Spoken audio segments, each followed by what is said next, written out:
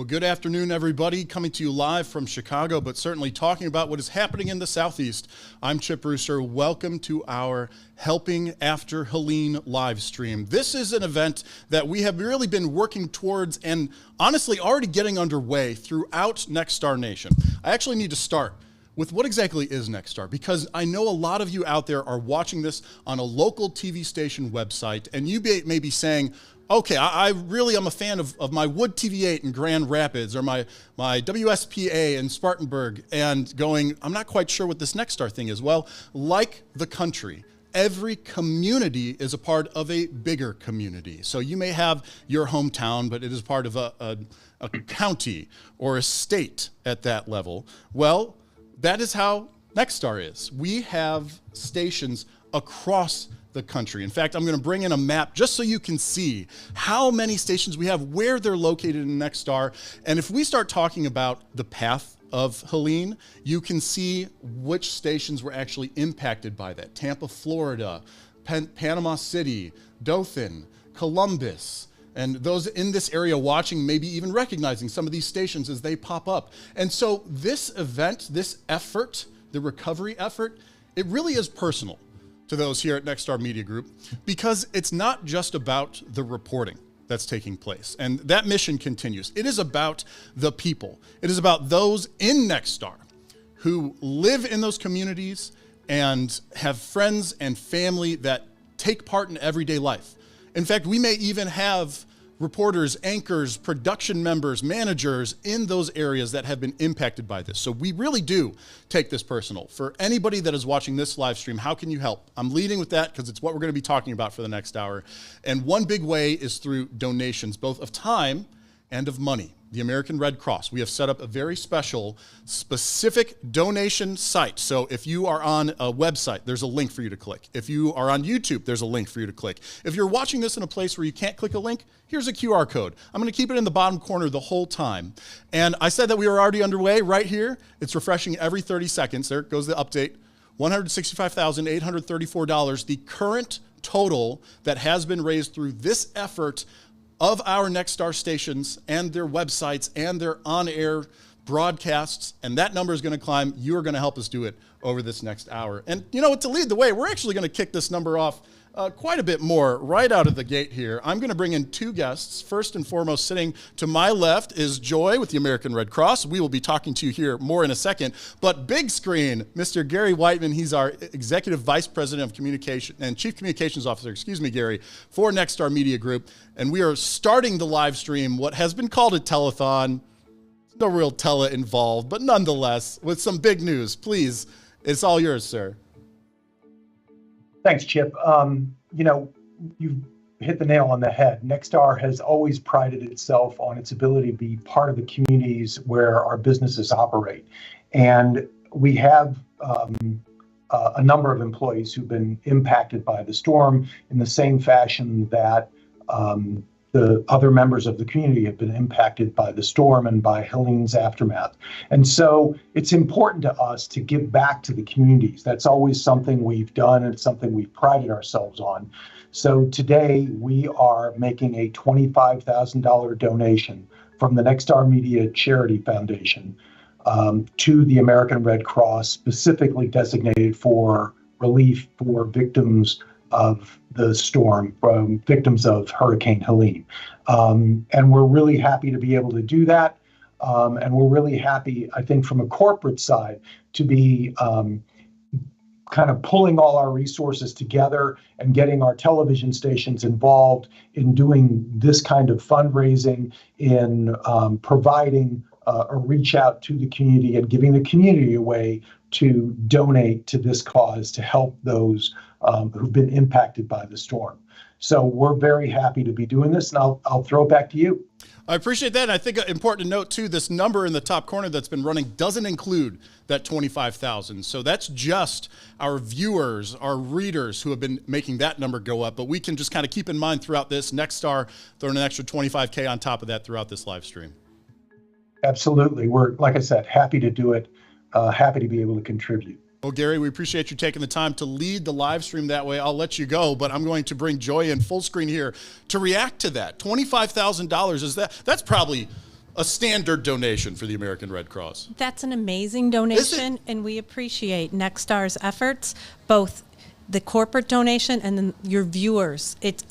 The Red Cross can only go and support hurricane relief because of the generosity of donors. The generosity of donors makes it possible for us to be there in the face of emergency, and we are grateful, and we appreciate you hosting this event, this live stream today, to let people know about how severe and tragic this situation is. And we're going to not only fill you all in a little bit more on what exactly those dollars are going toward, but we wanted to actually begin the true content piece of this live stream, talking about the storm itself, right? Because I know not everybody out there has been living through this, or maybe even watching all of that news. But if you are learning about Helene for the first time or want an update as to its actual impacts, we've got a team here to set you up nicely with that information. And so let me bring in, I want to make sure I'm pushing the right button. Here it is. This is two of those from WGN. So on the right is Demetrius Ivory. He's the chief meteorologist at WGN in Chicago. Bill Snyder on the left, weather producer. I call him Weather Encyclopedia because Bill knows so much, but the two of you are going to give us a sort of synopsis of Helene and its impacts. Well, thanks for having us, and thanks for all the viewers on behalf of Bill and myself. Thanks for everyone who's putting forth their efforts to help. We've been doing this a long time, and it's rare to have a storm like this that affects so many people. Right. And the loss of life. I mean, this is not something that we see every year. No, we see hurricanes, but not to the scope and breadth of damage that this path that this storm took is just.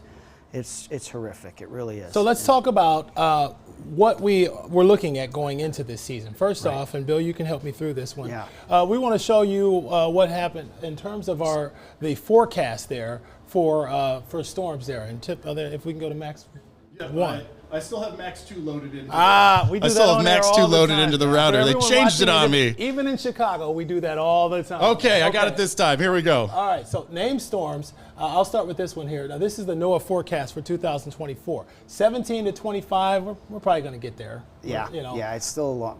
Right. Hurricanes, 8 to 13. But what you and I talked about going into this season was that everyone was kind of focusing on the top number. Right. And not the bottom number. Yeah, that's the major one hurricane that hits home. Tell people what a major hurricane is, Bill. Major hurricane He's the encyclopedia. That is one that's a strong storm, like a Category 3 or stronger storm that impacts part of the lower 48, which is certainly something that Helene has just done. Certainly did. Okay, now here's where we are right now. How about you take us through this? Well, we're at 11 storms right now, and we certainly have more that are out there. It's the active season continues, and we're far from done. We've had 6 hurricanes and 2 major hurricanes, and again, there's every reason to believe that we're unfortunately going to get into that window of what the forecast was from NOAA at the beginning of the season. So quieter than normal season. But we knew that that we'd have the potential for major hurricanes because of this. Right. First off, the sea surface temperatures. Oh, yeah. They're anomalously warm. And they have been for months. Yeah. So you're talking 80, 85 degree water temperatures. Yeah. You really need, all you need is 80 degrees for a storm to take advantage of that energy and that warmth. And I mean, these numbers are just astounding. Yeah. Almost the 90 fact that degrees. we're in October now, and you're seeing water temperatures that in some areas are bumping close to 90 degrees. I mean, that is just bath water. And those aren't normal. So we're going through what happened with the storm. This is just an infrared satellite. This is an infrared satellite. Notice how after the storm made its way on shore, it's going to kind of coil itself. It nestled under high pressure, kind of fused with a closed low pressure system. And it was basically the 1-2 punch. It was exactly what that part of the country didn't need. That's right. Yeah, that closed low in itself was enough of a rain producer, and then you throw in Helene, and there's the path. And that's where you get. We're going to show you here. These are some of the wind gusts. Let's talk about these wind gusts. Bill shows a lot of these on. I'm gonna do this one because I'm gonna give you the hard one. Peak wind gusts, Mount Mitchell, North Carolina, 106 miles per hour. Remember that the hurricane made landfall in Florida. Right. Okay, so you're talking, a couple states away. Hundreds of miles away. That it's still 106 mile per hour. Right. Perry, Florida, up to about 99 miles per hour. That's interesting. Frying Pan Mountain, North Carolina, 87 miles per hour. Even into Georgia, we had hurricane force winds. Yeah. So the winds, that damage gets the headlines, but we know Right. a lot of times I mean, it's you something only else. need a wind gust of, technically a severe thunderstorm is classified as damaging at 58 miles per hour, and you're seeing wind gusts that are, in some cases, double that amount. And let's talk about this here. Doppler estimated precipitation.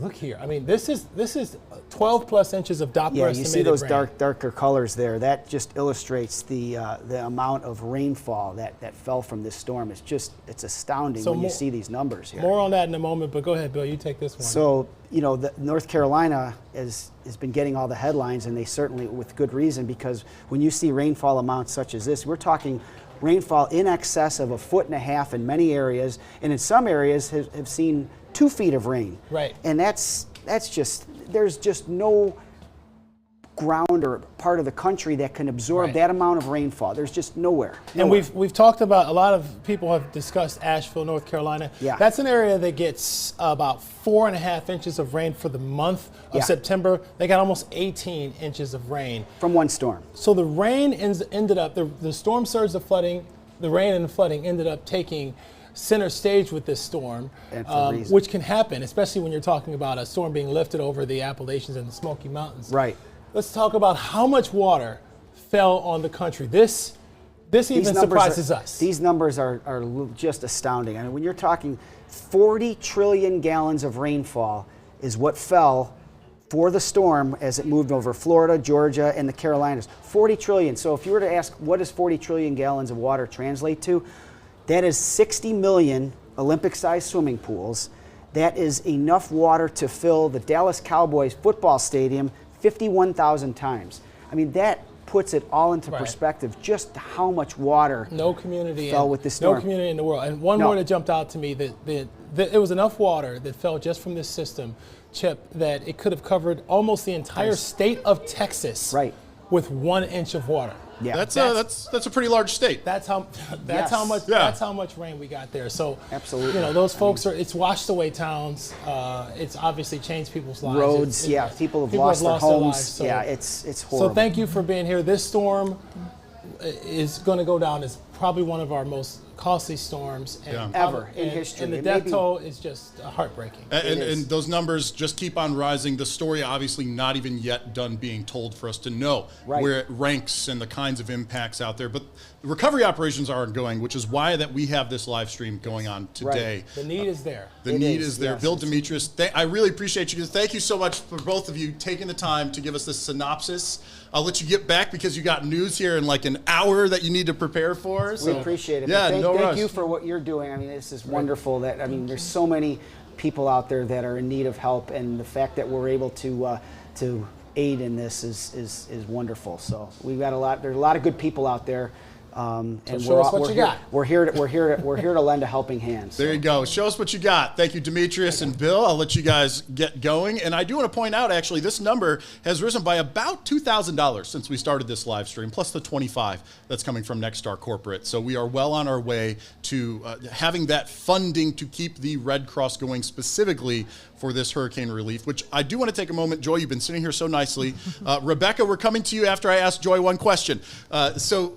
The funds that we are working on here in this live stream in Nexstar, they're actually being directed specifically to this relief. I didn't even know that that was something you could do when you donate and actually say, no, I want the dollars that I send to the Red Cross to go to Helene hurricane relief. Yes, Hurricane Helene is catastrophic, unprecedented, one of the most deadly storms to hit the country. And the Red Cross goes. We go in advance. We go and send people, but we rely on the generosity of the American public, of your viewers, to help us fund those efforts, to help us get the materials, the supplies, the food, the shelter to people in need. So we go, and we know the public has never failed to help the Red Cross, and we believe that they are going to help with Helene because this is really a tragic and difficult situation for so many across multiple states. Yeah. And we've been hearing the stories coming out of that area. I mean, it's 6 to 10 states, depending on how you quantify where the need is. Obviously, a central path that hurricane traveled along, and perhaps the greatest need is along there. But we have stations, reporters, meteorologists that have been through this hurricane and others. And I want to take a few moments now to hear from one of those, and I'm going to bring in meteorologist Rebecca Berry from WFLA. So that is Tampa, Florida, for those that are unfamiliar with where WFLA is located. And Rebecca, I thank you for taking the time to join us. I know for you, covering hurricanes is nothing new, especially because you guys have the Tracking the Tropics live stream that you guys do. But I'm hoping you can give us some insight to Helene specifically. How is this compared to others you have covered and others you have experienced in the Tampa, Florida area? And so we kept trying to let people know what they could expect in reference to Idalia, which was our most recent storm where we saw a record storm surge, because here in the Tampa area, it really was storm surge that was the issue. So when Idalia moved through, we saw record levels of storm surge, and what the predictions were coming in for Helene was about 2.5 feet above what they saw with Idalia. So we knew people that had never been flooded before were going to have flooding from storm surge. We knew that people weren't really going to understand what that was going to look like. They did call for evacuation zones. We got almost exactly what the storm surge model predicted we would see in terms of storm surge, but that meant a lot of people had a lot of water in their homes. And we were, of course, not in the path of that where the storm made its way on shore. And so we were miles and miles away from the actual center of Helene. And so I think a lot of people were surprised by the effects that we got from Helene with it being so far away. You know, we weren't Perry, Florida. Our northernmost county was still several tens of miles from where the hurricane force winds were really making impact. We got hurricane force gusts along our coast, and we had tropical storm force winds across everywhere else. Only the coastline saw those hurricane force winds, but a lot of areas saw between 4 and 6 feet of storm surge. It entered a lot of homes, even in the bay, not just at the beaches. And what we're finding out in our recovery efforts is how much sand has been displaced. And so they're taking bulldozers to clear roads from sand, much like you do up north with a snowplow. Yeah. But then it's making giant mountains of sand in people's driveways, so contractors can't get into those homes to help them start tearing all of the flood damaged parts out, and they can't start their recovery because they can't even get to their home because of these giant mounds of sand. So that's really unique. We haven't really seen that. We've never seen a storm surge as high as we have with Helene. And what we're learning from this there is that how to quantify what it looks like in terms of storm surge. And so I think that maybe a lot of meteorologists know what the elevation of your house is. Like, I know my house is at 15 feet. I know my road's at 12 feet. But we're in the weather office kind of coming together to find a way so that people can know how to look up the elevation of their home, because if we're calling for 4 to 6 feet of storm surge and your house is at 5 feet, you can expect water in your home. And we're trying to help people with that messaging moving forward. That's kind of been a big takeaway for the weather team here. And that's actually what I was going to touch on, is that as a meteorologist, a big part of your job when it comes to severe weather is the prediction part. Is, hey, this is what it could be. Let us get those warnings out now so people can be prepared. Is there much that you are involved with as a Tampa, Florida meteorologist on the back end of that, or is that where you hand it off to more the news reporters and those that are heading out of the station to cover the news? And so they like to keep us inside. They don't let us go be outside cats much in terms of reporting on the actual storm itself. But what I have been able to do is sit in our stream center here with JB while we're flying our Eagle 8 helicopter over some of the damage, even before they opened the bridges and people and our reporters could get to the barrier islands. We were flying over and looking at all of the cars that had been washed away, at all of the homes that had so much damage, at these, feet and feet of sand that were covering all of the barrier islands. Basically, the Gulf moved over those barrier islands, and it was contiguous into the bay. And so that's why we saw so much damage. So that's been the extent of what I've seen personally, is just from watching the chopper footage. But of course, we have really great veteran reporters here that have been going into those zones every day and finding those stories of people that have just lost everything. And it's so heart-wrenching. But I can say one thing that is unique, and because I have lived in Florida for more than half my life at this point, there's nothing quite like your neighborhood the week after a storm. Everyone's out, they're cleaning their yards up, they're assessing the damage, everyone's talking to each other. It's really the community that you wish you had year round, but everyone comes together to help each other out.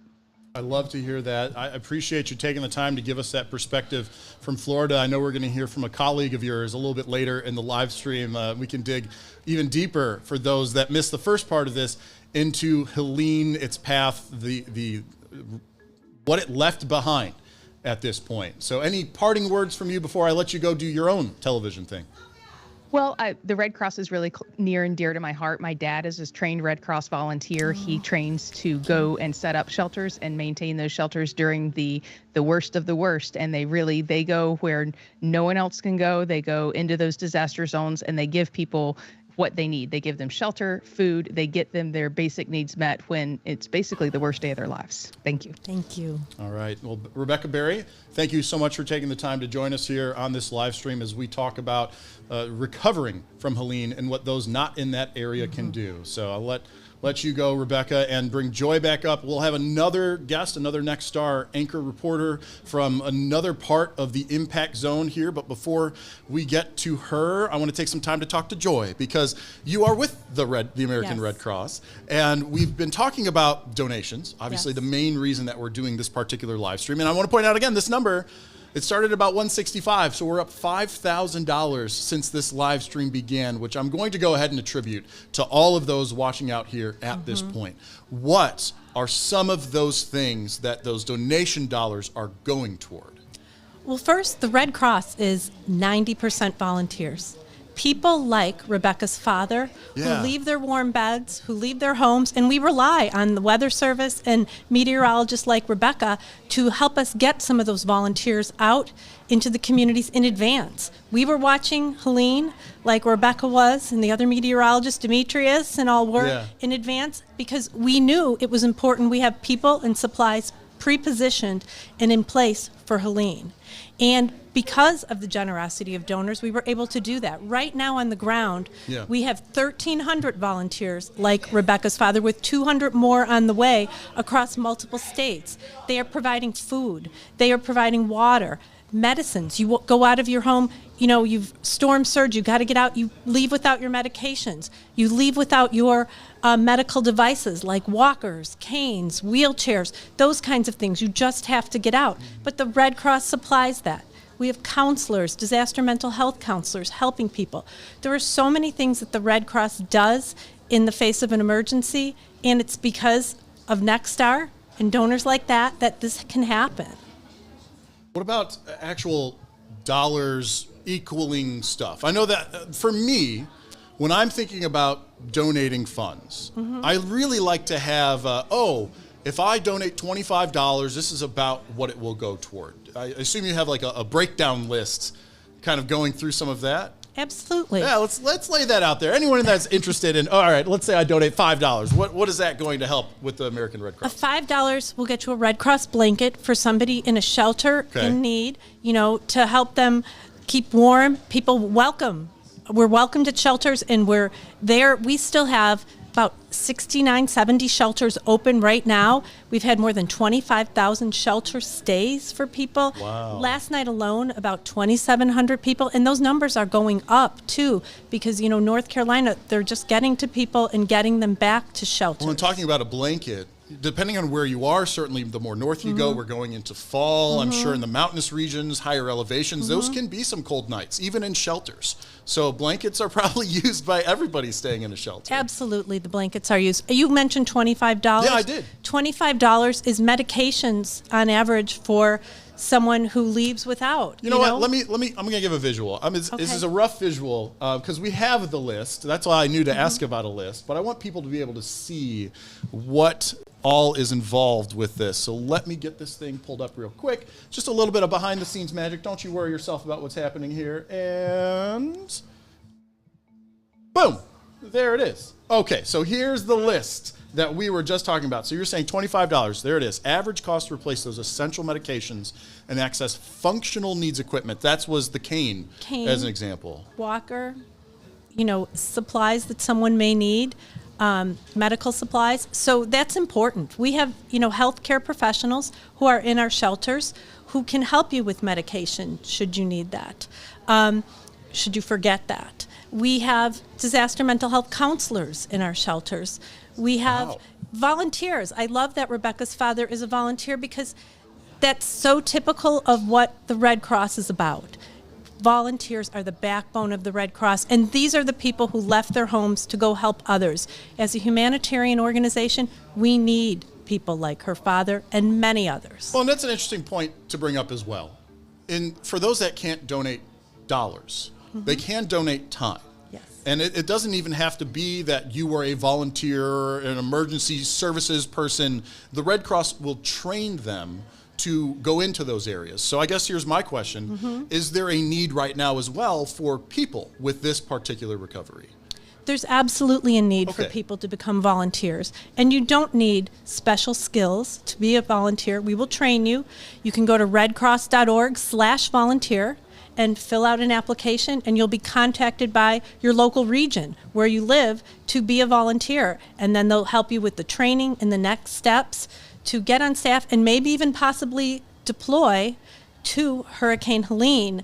This is a big response, massive, and we're going to be at this for many months. We're going to need volunteers over the course of a long time, and we always welcome new volunteers, all ages, everybody, anyone who wants to come, redcross.org/volunteer. Okay, I'm going to bring in Olivia Donnelly next, and she is one of those anchor reporters who has been out covering what the both prior to Helene coming in, but the aftermath as well. I hope that was enough verbal time for Olivia. Yes, you've unmuted. Excellent. Thank you so much, Olivia, for taking the time to join us. So anchor at 7 News, WSPA, Spartanburg, South Carolina. How in the path is Spartanburg? Very much so. Okay. When you gave us the overall map earlier of the areas that were affected, we are right in the line of path of Helene. And Friday, the entire upstate was impacted. We actually have part of our DMA, so our viewership is in Western North Carolina, and that goes for Hendersonville and Asheville as well. So outside of Spartanburg, a significant part of the people that we serve also impacted by Helene and the destruction that followed from the storm, which was absolutely horrific, as we've been mentioning. I have to ask, because in my intro, I know you were here listening to that, I talked about how Nexstar cares because so many of our stations are in that path, and thus so many of our employees are in that path. How are you doing? How's your family and your friends in the area? I am okay. I do not have power. I have not had power since last Friday. So we are on day 7. Wow. And that is there is not an employee at WSPA in Spartanburg, Greenville that has not been impacted by the storm. A lot of my coworkers, the lights are just now starting to come on. One of our directors he's from Hendersonville, and he could not get home after the storm on Friday. And he didn't know if his mom was alive until Monday, when finally crews were able to get in to confirm that she was okay. So this storm has hit much closer to home than any storm I've ever been a part of or covered, and that's been several.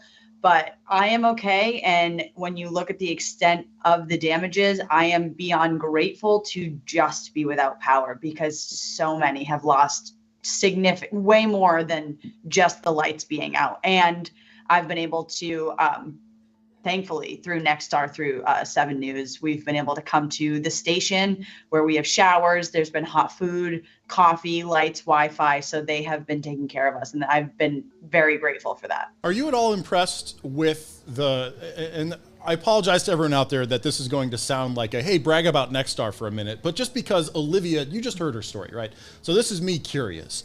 Are you at all impressed with the staff that at SPA continuing through doing their jobs despite having had this impact at home? You yourself still without power a week later? Yeah, absolutely. I think that's the nature of journalists in general. And I think it speaks volumes of the team that I'm a part of. And I can't say that I'm surprised at all. Many of my coworkers and colleagues without power, we just feel so helpless, and our restless. We want to get involved. How do we give back outside of just our work hours to make sure that we are contributing to the community and helping get people back on their feet? A majority of my coworkers are either, as I mentioned, without power, have a tree down in their house, nothing to the extent of what we've been seeing out of Western North Carolina. But the response has been, let's help get the word out to people. Let's make sure that we're helping contribute to the community, as we should be doing regularly anyways, and seeing how much of an impact we can make, because we know, as you mentioned earlier, we are barely scratching the surface of what we know right now when it comes to these storm numbers. We're just getting online in terms of power. Those numbers are going to be so dark and significant in the days ahead. How do we help right now to get ahead of this and try to be impactful in the response to recovery? I of course, have to ask you, I've got Joy still sitting here with me. This whole effort is talking about supporting the American Red Cross. Have you seen the American Red Cross in action in your area? Oh, absolutely. I mean, when you're outside in the community, there are crews all over working to assist. You had mentioned the blankets. Yeah. Already we're getting from our meteorologists weather models that suggest next week we could be in the lows of 40 degrees at night. And for a lot of people without power, that's pretty significant coming off of a summer that's been fairly hot. So these supplies are super helpful to get people just some bit of normalcy, some of the essentials that they're in need of, like you had talked about, medications, etc. Crews are on ground assisting with those recovery efforts. And it is, as Rebecca had mentioned, the community is very uplifting to see. My last question for you, Olivia, before I let you go, and as I've been saying with everybody, get ready for your own work day, is what are the stories yet to be told? What are you guys, as the professional journalists in the area, keeping your eye on and asking the questions about as we continue to move through this recovery phase and into the rebuilding phase? So, as I'm sure you've probably seen on social media or in the newscasts in general, the extent of the power outages, the blackout following Helene, the Greenville studios were one of those that got hard hit Friday morning. And what I mean by that is we lost power completely and much of the grid went offline. I was at work all weekend because when I go to my home, my phone goes into SOS mode and I am not allowed to make phone calls. I can't get in touch with my family. And if you think that's just in the upstate, which is already starting to see power crews on the ground, consider our neighbors in Western North Carolina, where you can't even get to some of these places because the roadways have completely washed away from the flooding, the extent of the flooding, and they can only be reached by helicopter. They're just starting to put satellites into the region so that people can try to reach out. But the stories that we are absolutely paying attention to, and we're putting boots on ground in Western North Carolina and in those areas just as impacted, if not more than the upstate of South Carolina, is because we know that the numbers that we are getting are so insignificant and so small compared to what we can expect in the coming days. And hopefully us being able to get the word out will help contribute to the donation efforts into getting these people some realm of normalcy. You have to consider Western North Carolina, the fall is when everyone flocks to the mountains because of the tourism and how gorgeous it is. And this fall ahead is going to look a lot different for our neighbors up there. So we're hoping that getting the widespread attention to the devastation and the recovery efforts that are in place can help to maybe get them somewhat back to a little bit of normalcy. All right, Olivia Donnelly, I appreciate you taking the time to chat with me. Anybody out there that is interested in following as the 7 News team continues their coverage, you can always check out their website, YouTube, Facebook, all the standard things. Olivia, I really hope that you get power soon, but I'm really happy to hear that you're okay and getting by until that time that life returns to some sense of normalcy. Appreciate it, Chip. Thank you. Absolutely. Wow. Yeah. So I was set up with these different reporters, meteorologists, anchors prior to the live stream, but I honestly didn't get a chance to talk with them because all of this came together so quick. You guys don't even know the behind the scenes of this. It was like 2 days ago. They were like, hey, Chip, can we pull off a 1 hour live stream and incorporate all of these different elements? And I've just been flying since that point. So to hear that story firsthand from someone whose also job it is to go out there and tell those stories, I have to imagine it's a similar feeling for someone with the American Red Cross, that there are volunteers that, yes, go into a disaster area, but also come from a disaster area to support locally. Absolutely. Local volunteers are a core part of, who we are. And there are people whose homes have flooded, and they are out volunteering and helping others because that's what they do. So we've heard a lot of stories about, people standing on their countertops and the water's coming up and they didn't, and it wasn't expected that it would go this far, north and be this widespread. And so these people were taken by surprise. But many of them are, also helping with the recovery effort. We're working with first responders, and many of them were impacted. These are people that give for others. They're all humanitarians and full for their support and for people being there for others in need. And we are grateful for everyone out there that is choosing to donate at this time. I'm trying to, there it goes, make this thing go full screen. So we've been talking about the donation effort. This is a QR code for those that prefer that or are watching in a place where you need a QR code and you can't click on one of the hyperlinks that we have going on. But the cool thing with this particular effort that we are doing here is it is not only designated for Hurricane Helene recovery, but it is totaling up very specifically all of the donations that are happening across Nexstar. So this website, this QR code, that is what this running total is. So all of you out there who are our Nexstar viewers and readers, you have led to a $173,774 donation up to this point, plus the 25. So we're approaching a $200,000 donation from our viewers and our corporate level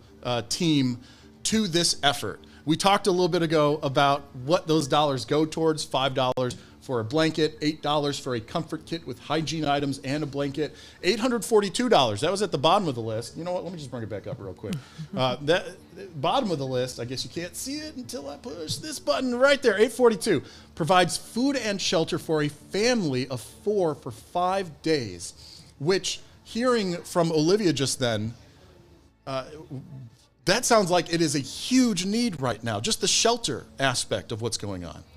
Absolutely. The shelter aspect's very important because it gives people a safe place where they can have food, where they can rest, where their family can be, and they, can use their phone.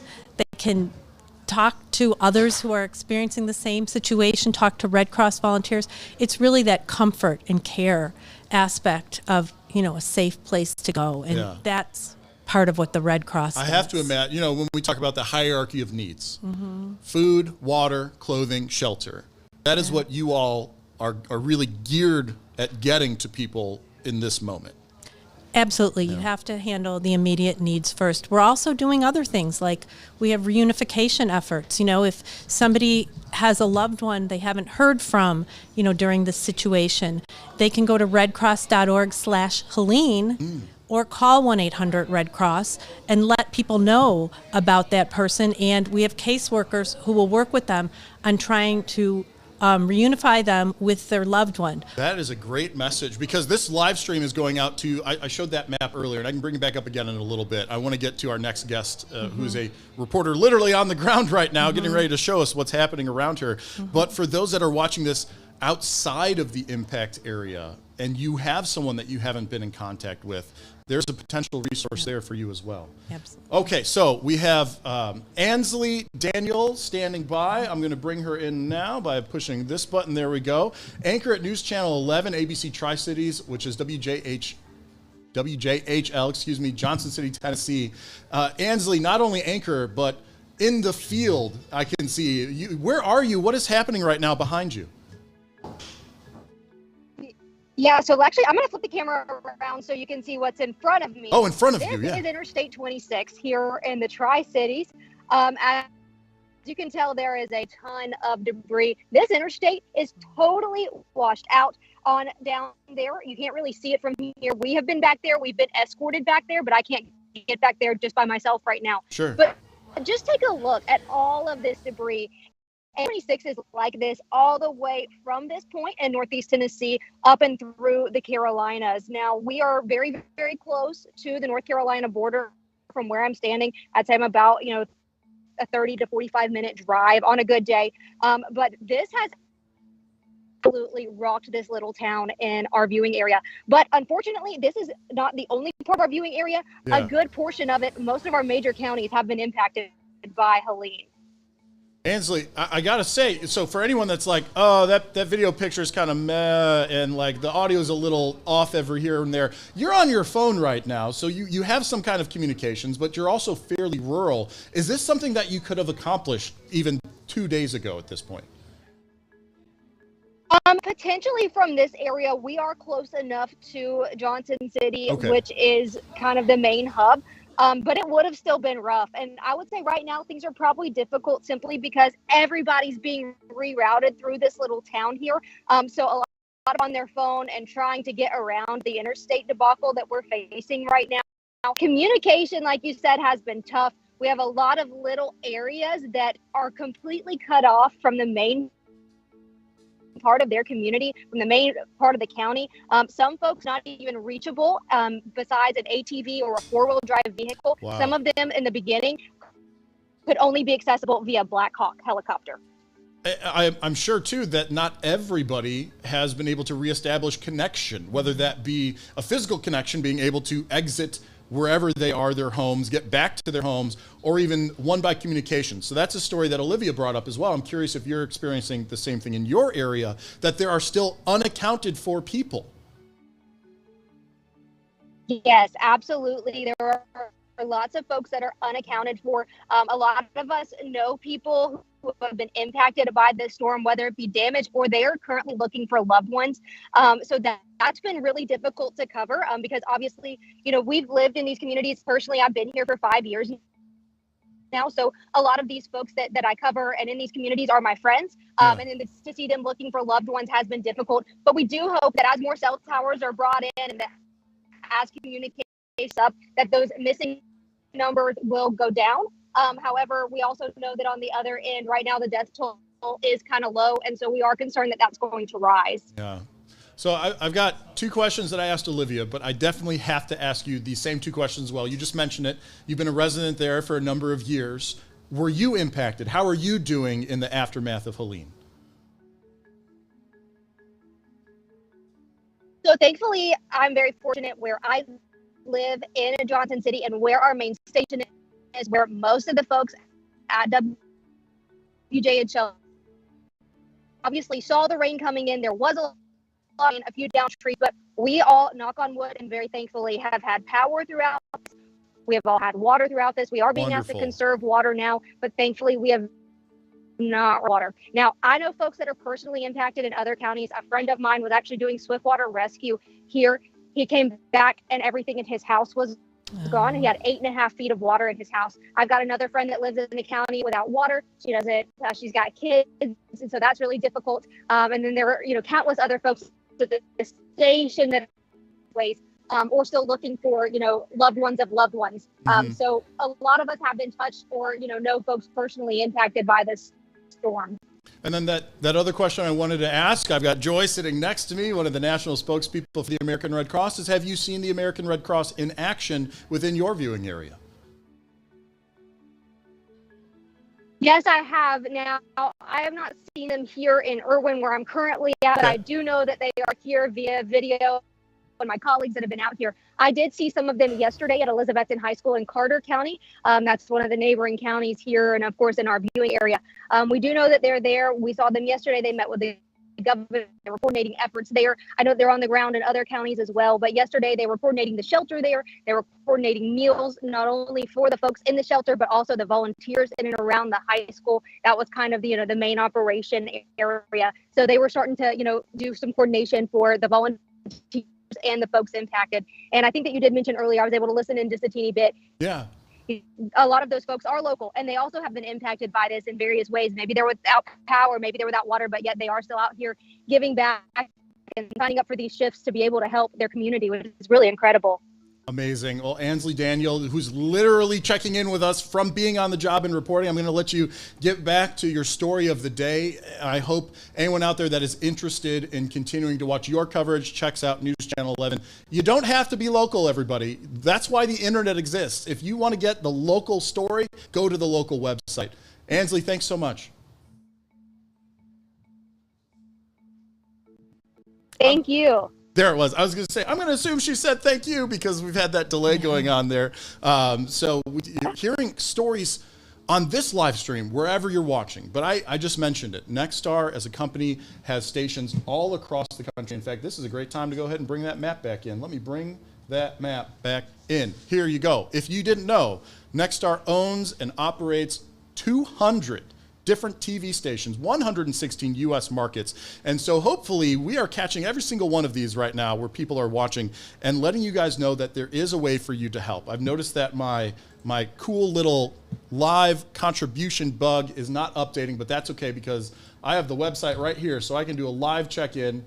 And we are up to $174,034. We started at about $165. So just in the course of these 45 minutes, yes, Jeff, I see your reaction face. In the course of these 45 minutes, we've raised almost $10,000. Now, I know there's a big effort going on there across all Nexstar stations, so I can't necessarily attribute it just to the live stream. But Joy, I'm going to.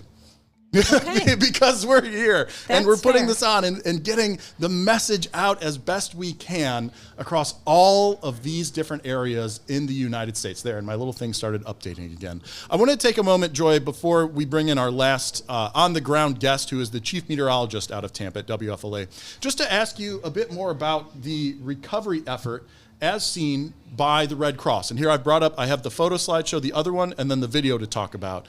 You yourself, you're stationed up here with me, but you have colleagues down there, obviously a number of volunteers. Could you give us some of those numbers, some of what the American Red Cross has seen throughout the affected area?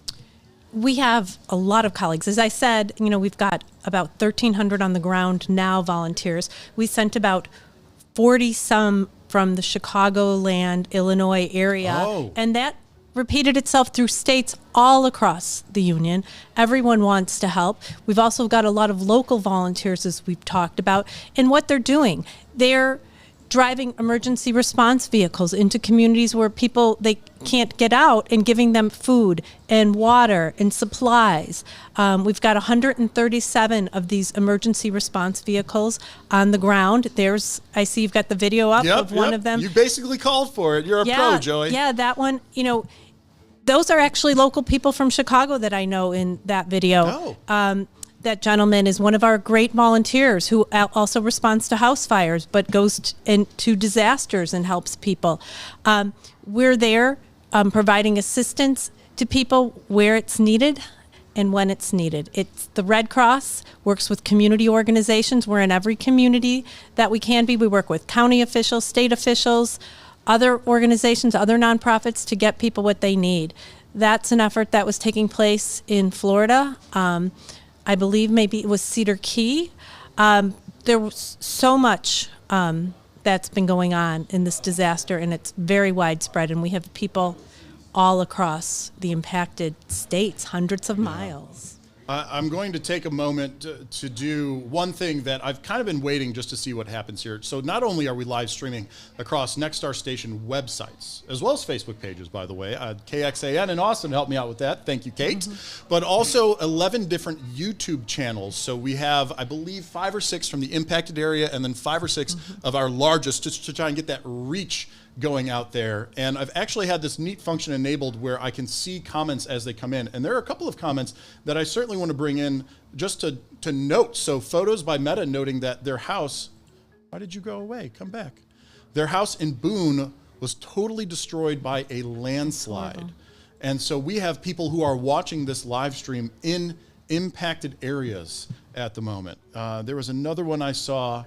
We were talking about the different places that we can watch. And so we had some people checking in. Nancy watching Channel 5 KTLA in LA and noting that prayers to those hit by the hurricane.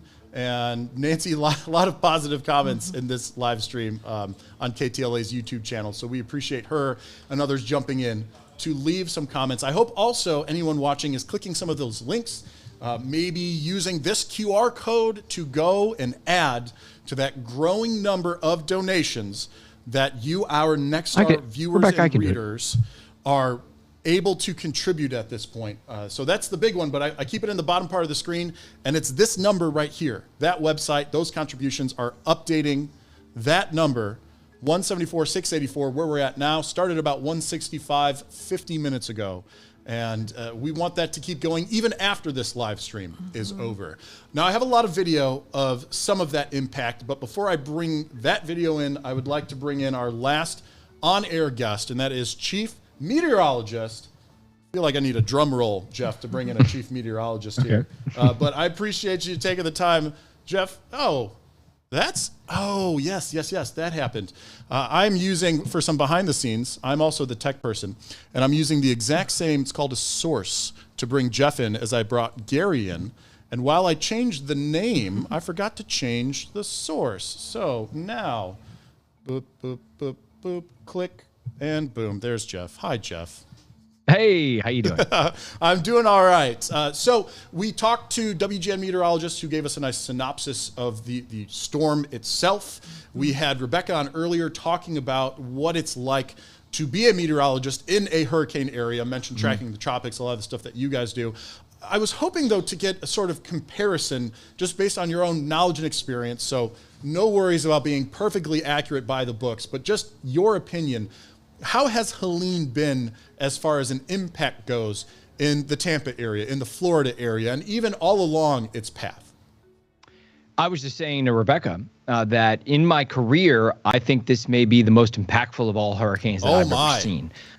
And that's because it hit not just the area that you typically expect hurricanes to hit, which is the coast, right? Or kind of a confined area. Yeah. But this storm brought devastation all up and down its path in a way that I think was very surprising to everyone. It was surprising for people in the Tampa Bay area to have 7 feet of surge when the storm center was 100 miles off the coast. I talked to people locally here, and I said, is there anything I could have said that would have convinced you how bad it was? And they said, no, you couldn't have, because the storm was 100 miles off the coast. So they are just used to what the impacts are for a storm that's, the center of the storm so far away. And when it came to the Carolinas, we saw that train wreck coming as meteorologists. We knew that this was going to be a devastating flood for the Carolinas. I don't think we could picture how devastating it would be, but we knew that it was going to be very bad. And again, the folks there would have never expected this because they don't have any experience with hurricanes. So I would say that this was probably, and for many, it will go down in the history books as the most impactful hurricane in modern history to hit the United States. Not the strongest, but I would say the most impactful because it impacted such a large swath of people who just didn't expect it to have the impacts that it did. Well, and I'm glad that you brought up kind of a bit of a comparison, not the strongest per se, but it was unique in the longevity that it had, and more importantly, the areas that it hit. So a lot of the video that I have is from the North Carolina. We keep bringing up Asheville because of that tremendous amount of rain. Was that expected going into this? Yes, to a degree. In fact, some of us thought there would be potentially 20 to 30 inches of rain. That's what happened. Actually, Doppler radar estimates say that up to 40-ish inches of rain fell in some of the mountain peaks. We've seen this happen a few times over the past 100, 150 years where tropical systems slam into the mountains. They dump all their rain. So this has happened before, but probably not quite to this degree. I was just looking at a map from the National Weather Service showing that this was a 1 in 1,000 year flood, or really, in some cases, it was probably a 1 in 10,000 year flood. But usually when we see 1 in 1,000 year floods, it means that in any 1 year, there's a 1 in 1,000 chance that you would see it in that local area. Gotcha. Usually when we see it, it's the size of a city. That these really huge floods are typically restricted to very small areas. But in this case, it was a huge, colossal area of the likes that I've never seen before that experienced the kind of flood that you should only experience once every 1,000 or 10,000 years if you were living in that spot for that long, if you could live for that long, just to give you an idea of how rare this is. But, we're seeing these kind of floods more often because the atmosphere is warmer, the oceans are warmer, there's just a lot more water vapor in the atmosphere, a lot more moisture. And so, it takes what could be a destructive and damaging hurricane and makes it a devastating hurricane. Unfortunately, we're seeing this happen more often. Well, let's touch on the science part of that just a skosh, because this was one. I haven't been a huge hurricane watcher. I did live in Tampa for 2 years. So I have a little bit of like, oh, I need to know what the flood zones are, that kind of thing. But this one went, and it was predicted to be this way, from next to nothing to a category 4 before making landfall. Is there any precedence for the amount of intensity that it gained in such a short period of time? Sure. It's not all that uncommon, but we're seeing it happen a lot more over the past couple of decades or so, that these storms will go from Cat 1 to Cat 4 intensity really quick. In fact, this gained about 50 to 55 miles an hour of intensity within about 24 hours. So that's not abnormal, but it doesn't make it any better because, you know, it was intensifying right up to the coast. And that's something that we're seeing a lot more often, too. A lot of studies have been done, and we find that these storms have a tendency nowadays, in the past decade or two, to intensify more when they get to landfall. So that means they maintain their intensity at landfall further inland, and they carry that momentum and all that extra water vapor. In fact, the amount of moisture that was brought north to the Carolinas was about 1.5 times the record. So it was not just record-breaking, but it was a record-shattering amount of moisture, and our records go back to 1940 for this particular area. So there's a lot more moisture being carried north because water temperatures are in the Gulf are about 3 degrees Fahrenheit higher than they should have been. They were at record numbers. So again, you know, it's just everything seems to be getting more intense, and the impacts are becoming a lot more intense, and the economic damage is becoming a lot higher as well. All right. Well, Jeff, any parting words for our viewers? Again, this is a drive to hopefully get some people to be contributing to the American Red Cross, setting you up just a little bit there. Go ahead, sir. The lives of these people will never be the same. I've worked in places where Hurricane Andrew hit, and people for the rest of their lives will talk about their lives. This moment is an inflection point, you know, before Andrew and after Andrew. And these people who were affected by the storm will say before Helene and after Helene. Their lives will really never be the same. It's going to take them years for their lives to be back to normal. So I would say, if you have it in your heart and in your wallet, please donate. All right, Jeff, thank you so much for taking that time. I'll bring that QR code up big one more time. And you're clear, Jeff, no worries. So for those that are looking to add their dollars to the donation total, we have options. There's the QR code. If you're watching on your local Next Star Station website, that story has the direct link. If you happen to be watching on one of the YouTube channels, those have pinned comments with the link as well as in the description. And then we also have this going out on multiple Facebook pages. So a lot of different avenues for you to get to that donation link and give what you can. We are updating to 175, 134, started 57 minutes ago at about 165,000. So over the course of an hour, $10,000 plus another 25 from Next Star Corporate at this point. These dollars, American Red Cross is already on the ground. Yes. And so this is about sustaining your operations until the need is no longer needed. Is there any kind of estimate, any kind of timeline when it comes to that kind of thing? Well, we are in a mode of continuous response. There were 3 hurricanes that hit Florida, you know, just this season so far, including Helene. There are wildfires on the West Coast. We're responding continuously, and we will be responding to Hurricane Helene as long as it takes. Every dollar counts. Every donation is important because we will continue to stay, we will continue to be there, and we will continue to help people in this crisis. This has changed people's lives forever. People are hurting. This is really horrific for so many. And oftentimes these storms hit, you know, the same people over and over again, right?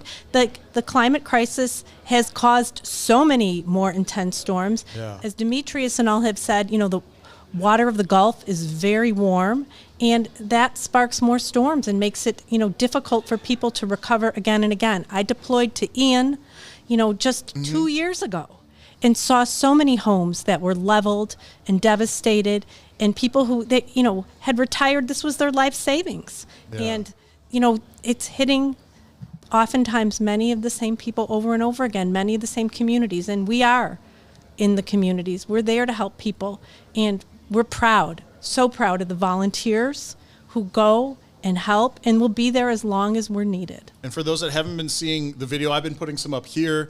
I'm going to do something kind of funky just because my friend in Tampa is sending it to me. This is going to have Jeff's name on it, but what you're looking at is some video. We had Rebecca Berry on earlier talking about the storm surge and how much sand it brought with it. Wow. So this is video from I believe they call it Chopper 8, but WFLA's helicopter. And you can see the piles of sand that Rebecca was describing, almost as if these homes were built directly on the beach. I saw earlier, he was sending me the same feed, plows going through, as Rebecca was telling us too, to set it to the side. So there you go, as it sort of zooms out. That is just one of those impacts. I've also been bringing up other impacts here.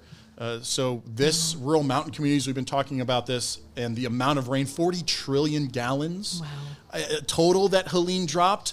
And the type of impact that it's having, I think Jeff put it the best. You said it in a very similar way, that this storm is having such an impact on people's lives that it is a true turning point in their life, that they will refer to times before that storm and times after that storm. And right now, the after that storm is still very real. There's so many people that still need help, whether they don't have power. As we heard from one of our Next Star anchors, they still don't have power, whether their homes were washed away, whether they're still looking for their friends and family. And the American Red Cross is doing its part to be there to get those base needs served while recovery continues and eventually rebuilding begins. So here's that QR code one more time. We're about to wrap up this live stream, but know that even though the live stream is ending, the effort is not ending. Our Next Star stations, this live link is going to continue, and we will keep trying our best to help you guys, the American Red Cross, help those in need, which, as I've stated, includes many of our own. So one last check-in here for our current contributions number, which, like I said, has gone up about $10,000 since we began this live stream. And then, Joy, I also wanted to give you just one more moment for some final words before we end this effort right here. We're grateful to Next Star and your viewers for making a difference to people in need. The Red Cross is proud to say that 90 cents on every dollar 90 cents on every dollar goes to serving those in need, goes to the support and programs of people in need. And whether it's $5 for a blanket or $25 for medication, whatever you can give, it's appreciated, and it will go to those who are impacted. And there are so many people impacted right now. Our hearts go out to them. We will be there to help them. We'll continue to have volunteers and team members there to help people in need. So thank you. Thank you. You were right, Hurricane Helene. People will think about their lives before and after Hurricane Helene. Joy, thank you for taking the time to join us on this live stream, talk a little bit about what the American Red Cross has been doing. This effectively concludes the broadcast portion of this live stream, but again, this does not conclude the fundraising portion. And so we implore anybody out there, whatever you can give, 5, 10, 25, maybe that 842 to help a family of 4 have 5 nights of shelter. Now is the time, because the American Red Cross is already on the ground, and we need to help them help those in need. On behalf of Next Star Media Group and Joy and the entire team that put this live stream on, thank you so much for joining us, and thank you for whatever it is you can give to help continue the recovery effort.